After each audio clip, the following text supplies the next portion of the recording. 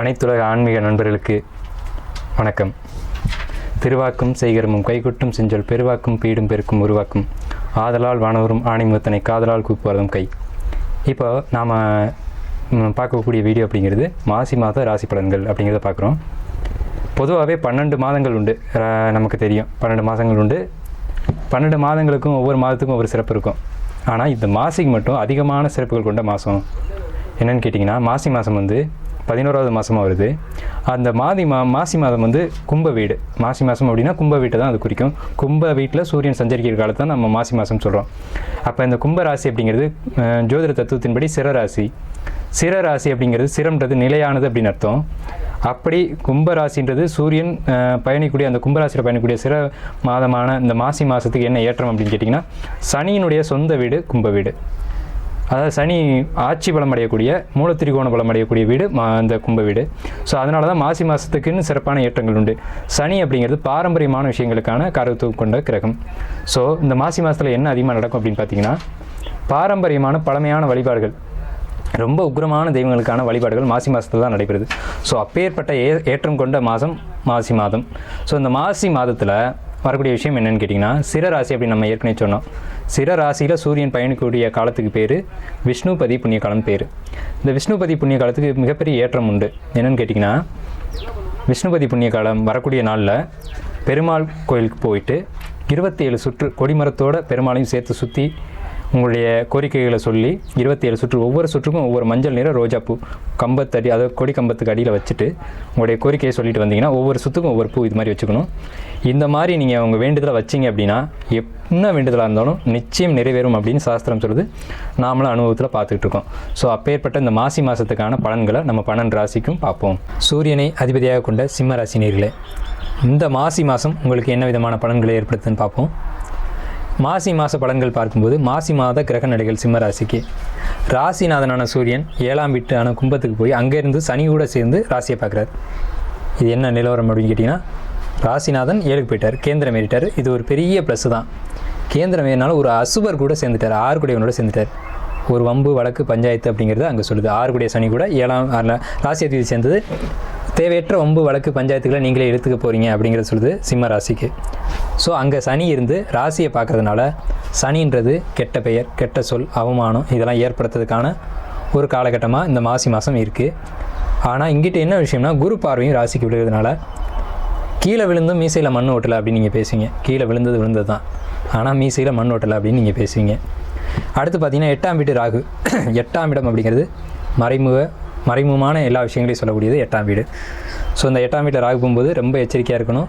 தவறான விஷயங்களுக்குள்ளே போகிறதுக்கான வாய்ப்புகள் நிறைய நடக்கும் 8ஆம் வீட்டு ராகு. ஆனால் அதை கண்ட்ரோல் பண்ண விதமாக தான் ராசியை குரு பார்க்குறாரு. ஆனால் 8ஆம் வீட்டு ராகு தான். நடவடிக்கைகளை ரொம்ப எச்சரிக்கையாக இருக்கணும். எதை செய்யணும் எதை செய்யக்கூடாது அப்படிங்கிறத நீங்கள் முடிவு பண்ணிக்கணும். சிம்மம் பொதுவாக பார்த்தீங்கன்னா ட்ரெடிஷ்னலாக பாரம்பரியப்படி வாழணும்னு நினைக்கும். ஸோ அதுக்கு எதிரான கிரக நிலைகள் இந்த மாசி மாதத்தில் உங்களுக்கு போயிட்டுருக்கு. 2ஆம் வீட்டு கேது 2 கூடையவன் 6ல் வருமானம் சுத்தமாக படுத்துரும். ஸோ இது வந்து நீங்கள் என்ன பண்ணுறது அப்படிங்கிறத பரிகாரங்கள் மூலமாக தான் பார்க்கணும். 2 கூடையவன் 6ல் 2ஆம் வீட்டில் கேது அப்படிங்கிறது பொருளாதாரத்துக்கு மிகப்பெரிய நெருக்கடியான காலகட்டம் இந்த மாசி மாத காலகட்டம் சிம்ம ராசிக்கு. சரிங்க, இந்த சிம்ம ராசிக்கு 2 கூடையவன் 6லையும் 2ஆம் வீட்டுக்கு கேதும் இந்த ஒரு விஷயத்தை சொல்லுது. அடுத்து 4ஆம் வீட்டை 3ஆம் வீட்டை குரு பார்க்குறது பெரிய ப்ளஸ் தான் உங்களுக்கு. புதிய முயற்சிகள் நீங்கள் போட்டுக்கிட்டே இருப்பீங்க, எஃபெக்ட் போட்டுக்கிட்டே இருப்பீங்க. ஒரு பக்கம் லாஸ் ஆகிட்டே இருந்தாலும் தொழில் சார்ந்த இன்வெஸ்ட்மெண்ட் நீங்கள் போட்டுக்கிட்டே இருப்பீங்க, முயற்சிகளை நீங்கள் போட்டுக்கிட்டே இருப்பீங்க. பணம் இல்லாட்டியும் கூட உடல் உழைப்பாக செலுத்துவீங்க இந்த காலகட்டங்களில், இந்த மாசி மாதத்தில். இது ஒரு பெரிய ப்ளஸ். அடுத்து 4, 9 கூடிய செவ்வாய், பாதகாதிபதியான செவ்வாய் எங்கே இருக்காங்கன்னா 6ஆம் வீட்டில். 6ஆம் வீடுன்றது ருணரோக சத்துருஸ்தானம் பேர். அது எதிரி வம்பு வழக்குகள், அதே மாதிரி கடன் நோய் வழக்குன்னு சொல்லக்கூடிய இடம். இதனால் என்னென்னா, எதிரிகள் இருந்தால் விலகி போவாங்க, எதிரிகளே இல்லைன்னா புதுசாக எதிரிகள் உருவாகுவாங்க இந்த சிம்ம ராசிக்கு மாசி மாதத்தில். 6ஆம் வீட்டுக்கு செவ்வாய் போகிறது, பாதகாதிபதி 6க்கு போகிறது அவ்வளவு சிறப்பு இல்லை. இருந்தாலும் ஒரு பக்கம் சிறப்பு தான். ஏன்னா எதிரிகள் ஒரு பக்கம் ஒதுங்கி போவாங்க, எதிரியே இல்லாமல் வாழக்கூடியவங்களுக்கு புதுசாக எதிரிகள் கிரியேட் ஆவாங்க, நீங்களே உருவாக்கிக்குவீங்க. ஸோ அதனால் எதிரிகள் உருவாகாத விதமாக நீங்கள் எப்படி நடத்துக்கணுன்றதை நீங்கள் பார்த்துக்கணும். ஓகே, 6 கூடையவன் தான் 7லேருந்து ராசியை பார்க்குறாரு. இதனால தான் மனசுக்குள்ளே சனின்றது ஒரு அழுக்கு, மனசுக்குள்ளே ஒரு அழுக்கு, ஒரு இருட்டு, ஒரு பயம், ஒரு அழுத்தம் இதெல்லாம் உங்களுக்கு கொடுக்கும். இது கண்டகச்சனி காலகட்டம் அப்படிங்கிறதுனாலையும் கூட. 8ஆம் வீட்டு ராகை பற்றி நம்ம பேசிட்டோம்.